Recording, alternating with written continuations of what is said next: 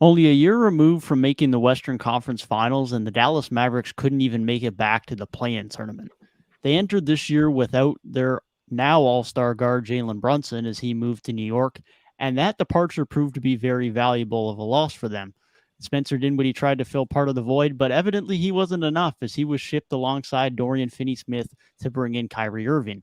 After bringing in Kyrie, there was lots of anticipation about the duo with Luka, but they didn't have the defense or enough star power around those two superstars to get themselves back into the play-in tournament and then back into the postseason. They now enter this offseason with Kyrie at risk of leaving, as well as Christian Wood at risk of leaving, and Josh Green extension eligible. With Luka on the roster, they will be looking to compete for a title every year, so they need to have a big offseason to make sure they put themselves back in a spot to be in title contention next season. Never mind just get back to the postseason where they could not reach last year. I will start with you, Garrett. What do you foresee for the Dallas Mavericks this offseason? So the rumblings around this team have been very interesting to say the least. It all starts with Kyrie Irving, and a lot of people thought he was a rental and a bad choice by the Mavericks. You're going in for 2 months. You're trading Dorian Finney-Smith, who's one of your best defenders, and Spencer Dinwiddie, who has his high moments, but also we all admit he's not Kyrie Irving. So that was probably a worthy gamble there, but it didn't pay off. And, they didn't make the playoffs. So it's like people are expecting him. Maybe he'll go to the Phoenix Suns. That's one of the biggest rumored teams to get after him. Obviously, the Lakers are always going to be in rumors. So I'm very interested to see what happens with him. And it all starts with him. Now, when you look at like the rest of this roster, though, I mean, Luka's the star player. You have him on contract for a lot of time.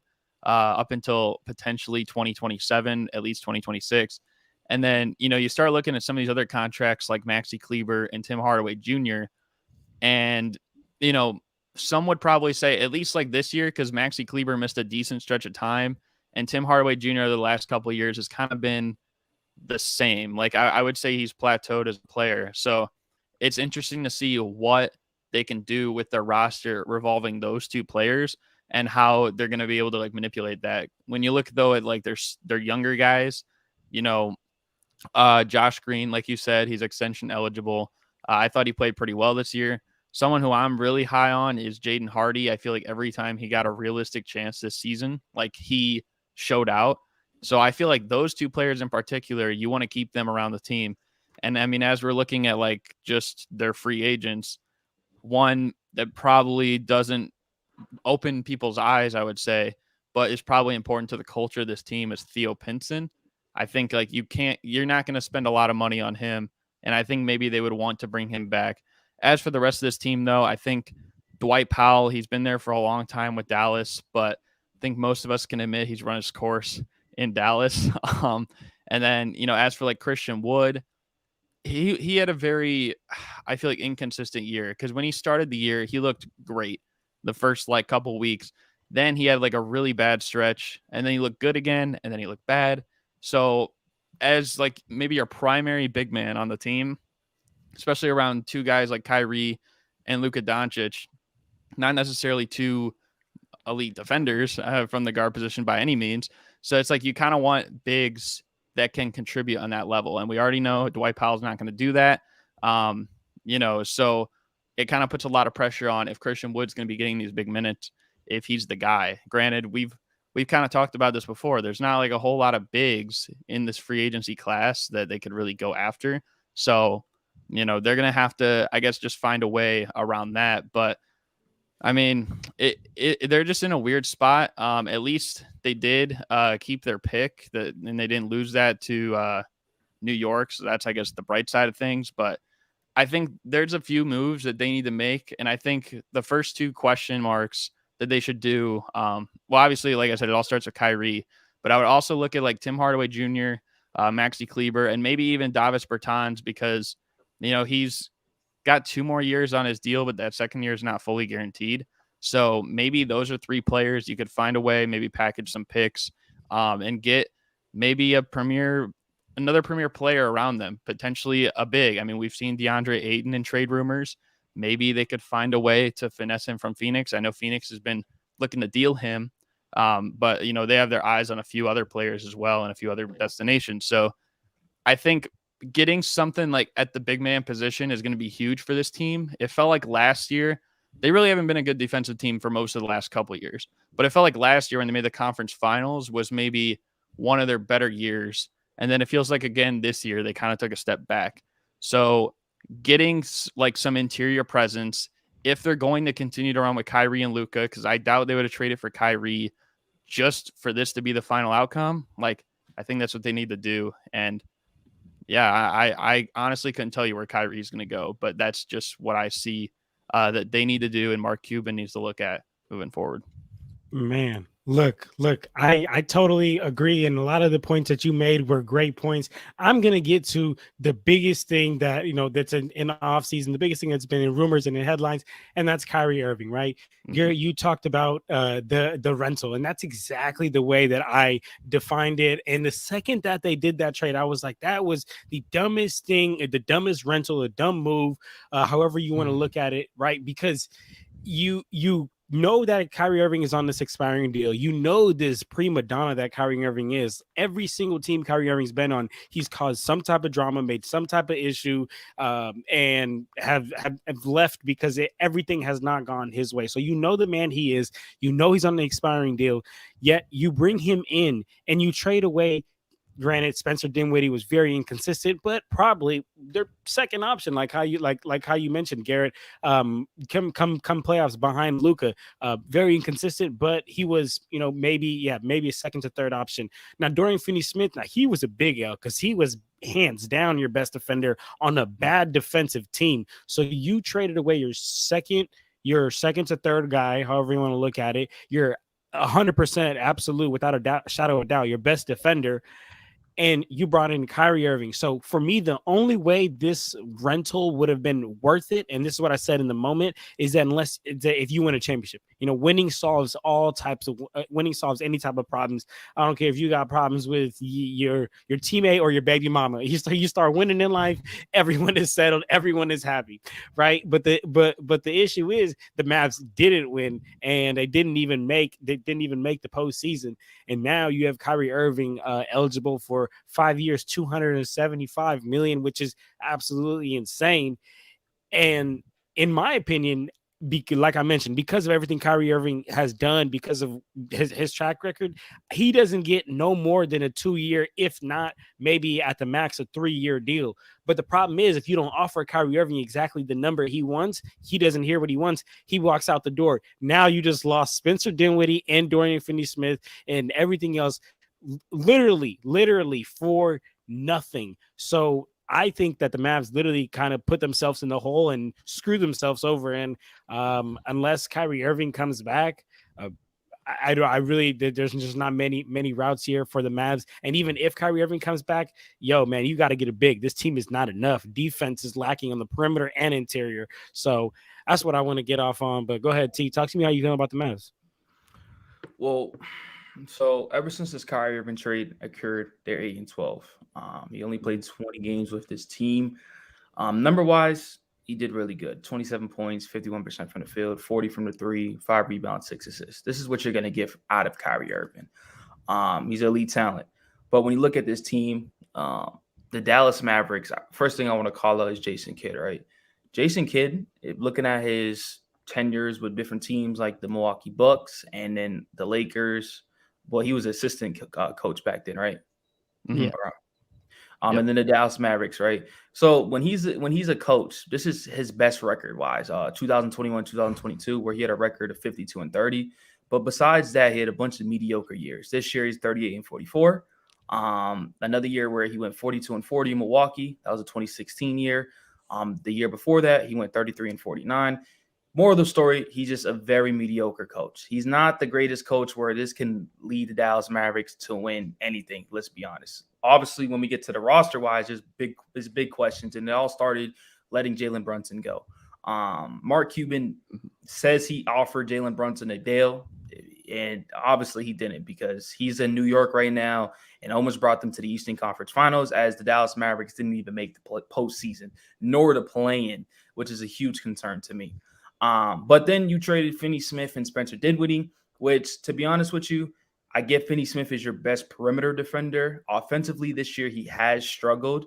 And so Spencer Dinwiddie, on the other hand, is just up and down player. Other nights he give you 20 points and stuff like that. Other nights he go 8 points, 3 for 9. So I see why they did it. They realized they missed out by letting Jalen Brunson go. They wanted to add another superstar player in Kyrie Irving. The problem is you just have 2 players on your roster who played no defense. Kyrie Irving's not the greatest defender, and Luka's the biggest baby in the NBA. And we all know that his defense game is awful, right?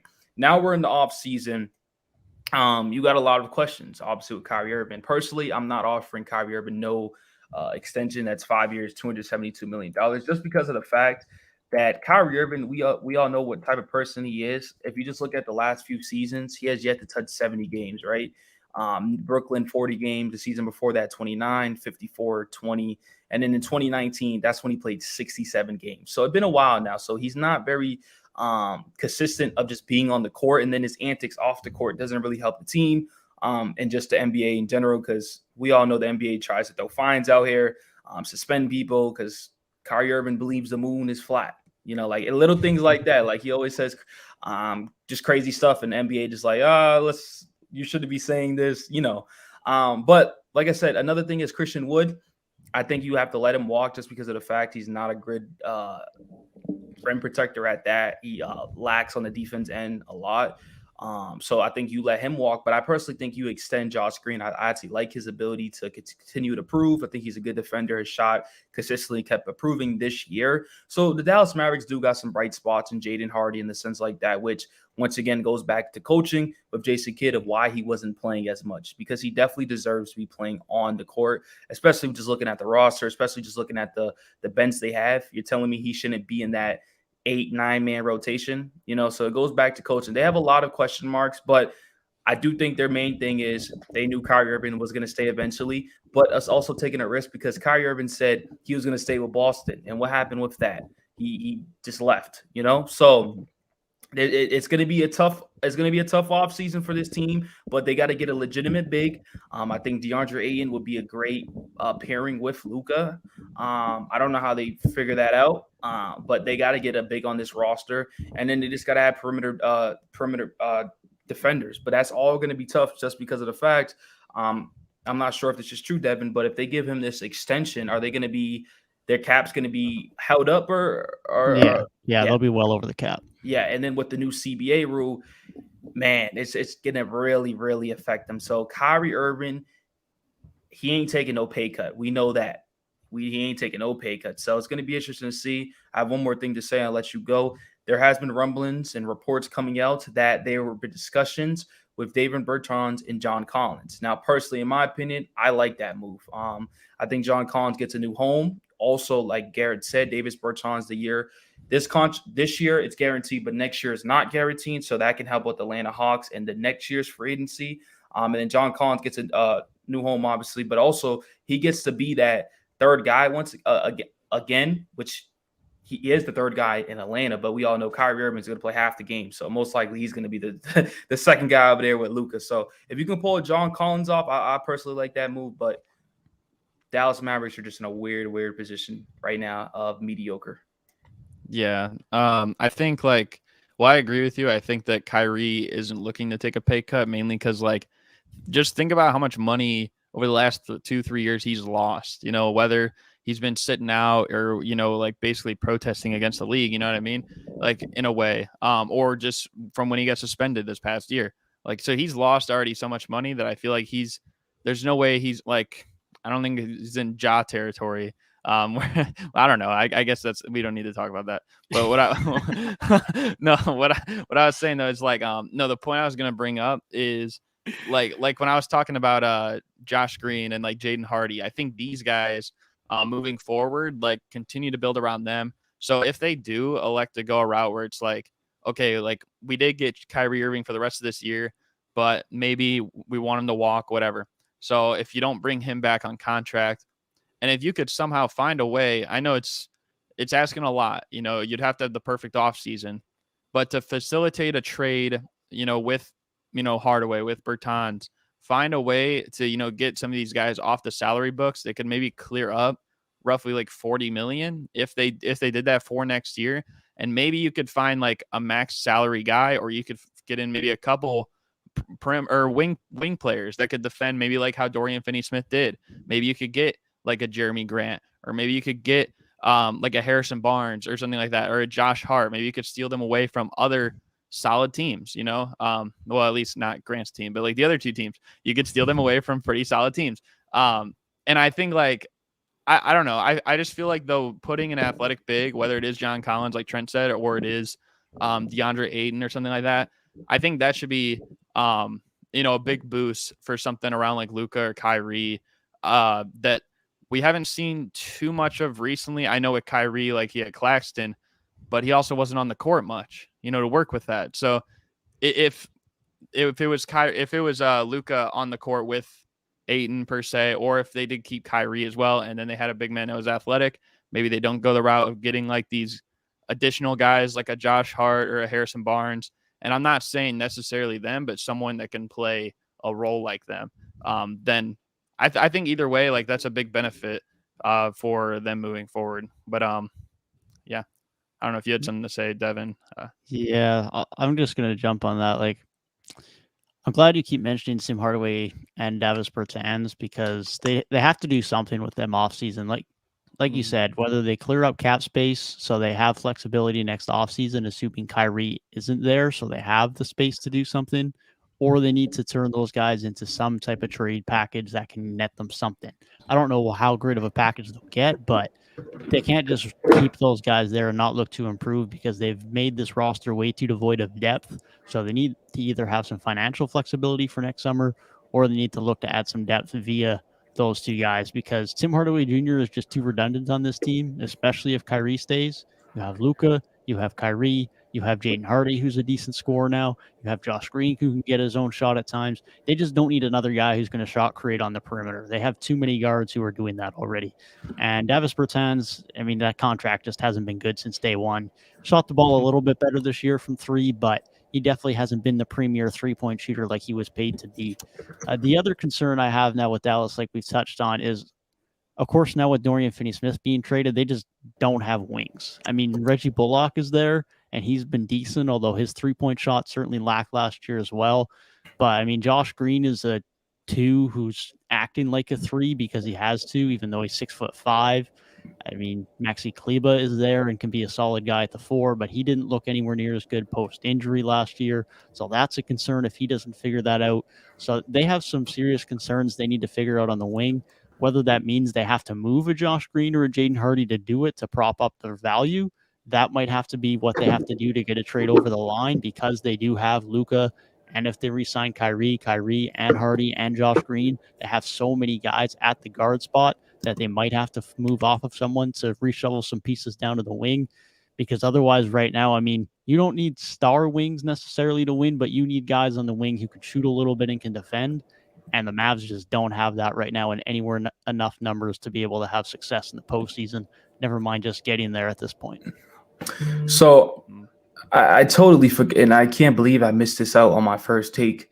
When you look at the Dallas Mavericks, they have the weakest centers in the league possible. The weakest trio of centers, right? You go from Maxi Kleber to Dwight Powell to JaVale McGee. Not only that, you signed JaVale McGee till the 2024-2025 season, which I personally think JaVale McGee could be a productive piece. But the problem is that they came into that season thinking like he's going to be their starting center, and that went nowhere. And then he just went to the bench and didn't really play too much after that. And now you're left with Maxi Kleber. But yes, trust me, he had moments and stuff like that, but you do not want him as your starting center. You just don't want him, right? And then Dwight Powell is just an unplayable basketball player who should just not be in the league. Personally, I'd rather have Dwight Howard you rather just have Dwight Howard at this moment over Dwight Powell. But also too, when you look at this roster, Tim Hardaway Jr., I totally forgot about him because he's just so irrelevant now, right? And back in the day, Tim Hardaway Jr. would be one of those dudes who just always hit those big games where he had 8 threes and start turning up on national television. But each year, the last 2 years, he just got worse. His 3-point, it's weird, right? Because when you look at his 3-point percentage, it did go up by 5% this season. The season before, he had 33.6, but his points only went up by 0.2. And I think at this point, you know what Tim Hardaway Jr. is. He's not going to get better. And the fact that you're paying him $17 million, well, this year, $17 million, and then $16 million after that, you got to find a trade partner for that. And the problem is the Dallas Mavericks just have a lot of bad contracts with Tim Hardaway Jr., Davis Bertans. You have a lot of free agents on the move, which it might be a good thing, right? Dwight Powell's not coming back. Christian Wood's not coming back. But besides, and then Markieff Morris, they have a lot of free agents as I'm looking at this list right now. Jesus Christ. They might not have a full roster to start the season. But yeah, like this team is just in trouble. And unless Mark Cuban can turn it around, they're going to be, I want to say a hot take, they might not even be making the playoffs next season. Yeah, man, that the Dallas Mavericks have a lot to figure out, and what I do want to touch on is you talked about that Davis Bertans maybe for John Collins. No, John Collins isn't happy in his situation. I think that actually would be great. I think any real pick and roll partner that can be John Collins is a great lob option. So if he can be that pick and roll partner with Luka is dime dropper, dime delight. So, he gonna give it to him, get him a lot of easy buckets. So I think that would be great. But ultimately that doesn't really fix their biggest issue, which is as a whole defense. But I feel like that, especially at that big position, at that 4 or 5 slot. So I think bringing in a DeAndre Ayton, that right there, that gets you on the right track of solving a lot. You fix that interior defense. You add another player on top of John Collins that could be a pick and roll partner to Luka. If that's enough to entice a player like Kyrie to maybe take a pay cut so that maybe win a championship. I think going into the offseason, if you're Mark Cuban, you're the Dallas Mavericks, you absolutely have to be looking at, first and foremost, getting a real big, and then having a direction as to where you're going to go from there. It's in this league that I feel like the teams who are the best, and you could even look at past couple of finals championship rosters. It's been, they got a good wing, and then they have another good big who can be a good pick and roll, pick and lob option. That's what the league is predicated on now. So I think that bringing in Ayton and Collins would be big. I think that'd solve a lot of the problems, and then I think they for sure then make the play-in. To respond to your take, T. I think the benefit to it's like with it being in Dallas, like we've talked about teams like wherever it is, like teams that just have like no market value whatsoever. So it's like they have to facilitate everything via trade. And like I said, like they have a lot of assets they probably should trade to maybe open up some salary cap relief, like coming into the offseason and coming into free agency in a couple weeks. But I think like they have history of whether it's like key essential role players, like when they got like Vince Carter, when they got like Peja Stojakovic or Monte Ellis even, like, and that's the last one's not even really a role player at that point. Like, so they've gotten players from, free agency, like when they've gone that route, if they decide, like we're not going to give Kyrie what we want to give him, like maybe they could go that route and they could get a couple of these guys that are like perimeter defenders more so, and maybe have enough salary cap to move a couple of these guys and make a trade for a real big. Not necessarily Ayton, not necessarily John Collins, but if they could find a way to like match Davis Bertans for John Collins, you get him, and then maybe you facilitate a trade with Hardaway and or Kleber, and you open up space to get like that Dorian Finney-Smith replacement from last year for most of the year. I mean, that's probably a pretty successful offseason. I feel like next year anyways, like no matter what the Mavericks do, they're going to have a better year than they did this year. And this was just kind of like a disappointing year. I don't think Luka, no matter what, like I think he's going to have a better season. And I think he's going to lead them probably to more success regardless if they just came with the same exact team. But I think if you put these other pieces around them, then it'll make them more likely to be seen as a threat as well. Definitely. They'll definitely be looking to add some pieces around Luka this offseason as far as bigs and wings go. But most importantly, they have to lock down Kyrie after trading for him. Like you said, John, in a rental type situation at the trade deadline last year, and all of those assets will be gone for nothing if they don't lock him up this offseason. But do let us know down in the comments below if you do think Kyrie Irving will be a Dallas Maverick in the end of free agency, and we'll see you guys in the next one.